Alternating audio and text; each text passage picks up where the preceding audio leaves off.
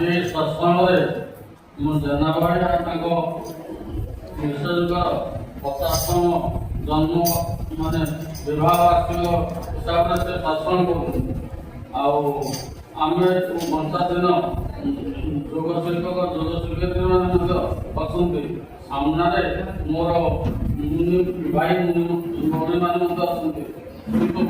ମୁଁ ଆଶୀର୍ବାଦ କରୁଛି, ମାନେ ମୁଁ ଆପଣଙ୍କ ପାଖରେ କହିବାକୁ ଯାଉଛି ଯେ ଜେନାମୁନି ଆଉ ତାଙ୍କ ମିସେସ୍ ତାଙ୍କ ପରିବାର ସୁସ୍ଥରେ ରୁହନ୍ତୁ, ଆଉ ଏ ମୁନି ସମାଜର ଉନ୍ନତି କରନ୍ତୁ, ପ୍ରଚାର କରନ୍ତୁ।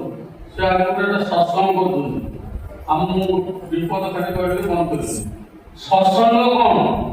ଭାରତରେ ଯେତେ ସମ୍ପ୍ରଦାୟ ଅଛନ୍ତି କେହି କହିପାରନ୍ତିନି।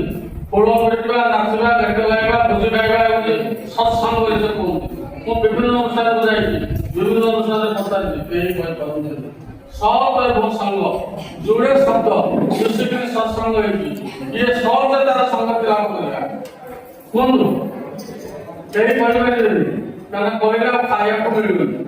କାରଣ ଆଜିକାଲି ଯୋଉ ବୁଦ୍ଧି ହେଲା ଏ ଦୁଆର ଦେଖା ଦେହ ଦେଖାଥାଏ, ଦେହ ଦେଖିଲେ ଶିଶୁ ପଳେଇ ଆସିବ, ପୁଣି ଯିବ ଦବ। ଆତ୍ମା ସତ୍ୟ ବିଶ୍ୱ ମିଥ୍ୟା ପଥଟେ ଏକ, ଏଥିରୁ କେତେ କହନ୍ତି ଏକରୁ ଅନେକ, ଜାଣେ ନ ଯା ଅନାସକ୍ତରେ ସେ ହୁଅ ପ୍ରଜା। ତେଣୁ ଆତ୍ମାକୁ ଚିନ୍ତା କରିବା ସତ୍ସଙ୍ଗ, କିନ୍ତୁ ଏଇଟା କେହି ଜାଣିନାହାନ୍ତି, କହିନାହାନ୍ତି। ଆମର ଶିବୁନି ମହାରାଜ ଆମର ଆଖି ଖୋଲିଦେଲେ। ଆମେ ତାଙ୍କ ଶାସ୍ତ୍ର ପଢେ ଯୋଗ ମାଷ୍ଟର ଶିକ୍ଷା ନେଇକି ଜାଣିଲୁ ଯେ ଆତ୍ମା ସତ୍ୟ, ତା ସହିତ କଥାବାର୍ତ୍ତା ହୁଏ, ବହି ପଢୁ, ସାଧନ କରୁ, ଏଇଟା ହେଲା ସତ୍ସଙ୍ଗ। କିନ୍ତୁ ଏଇଟା କେହି ଜାଣନ୍ତିନି, ମୁନି ସମାଜକୁ ଜାଣନ୍ତି।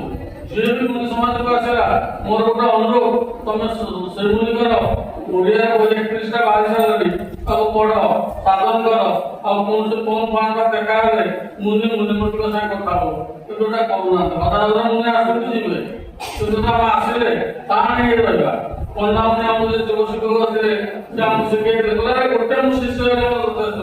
50ଟା ଆସିଲେ ପଳେଇଗଲେ କିଛି ଲାଭ ନାହିଁ। ଆଉ ଗୋଟେ ଜିନିଷ ହଉଛି ଭାଗବତ ସେ କହୁଛି, ମୋ ଆତ୍ମା ସଦାନନ୍ଦ ଦେହି, ମୋ ବିନୁ ସତ୍ୟ ନୁହେଁ କେହି, ସୃଷ୍ଟି ପାଳନ ସଂହାରଣ ଏସବୁ ଆତ୍ମାର ବିଜ୍ଞାନ, ଏଣୁ ଅଶେଷ ଚରାଚରେ ଆତ୍ମା ହିଁ ସତ୍ୟ ନୁହେଁ ପରେ। ସେ ସତ୍ୟକୁ ଜାଣିବା ପାଇଁ ଜାଣନ୍ତୁ, ତାକୁ ଶିଖିବା ପାଇଁ ଜାଣନ୍ତୁ। ସମସ୍ତଙ୍କୁ ସତ୍ସଙ୍ଗ କଣ ଜାଣନ୍ତୁ। ଆମ ଭାଇ ତ ଆଜି ଗୋଟେ ଲୋକମାନେ ଅନ୍ୟ ରକମ ଭୋଜି ଭାତ ବାଜା କରି କରୁଛନ୍ତି, ଯାହା ଗୋଟେ ସତ୍ସଙ୍ଗ ସମାଜ ଡାକିକିରି ତାଙ୍କ ସ୍ତ୍ରୀ ତାଙ୍କ 50ତମ ବିବାହ ଉତ୍ସବ ଭଲ କଲେ। ଏଟା ଗୋଟେ ନୂଆ ଆଦର୍ଶ ଦେଖେଇଲେ। ମୁଁ ଆଶା କରୁଛି ସମସ୍ତେ ଭଲ ରହିବେ। ଆଉ ଆମ ଯେତେ ଉପସ୍ଥିତ ଅଛନ୍ତି ମୁନି ସମାଜକୁ ଯଦି ଆଗେଇ ନେବା, ଆଉ ପକ୍କା ମୁନି ନେବା, ଏଇଟା ଜୟ ଜୟ ଜୟ।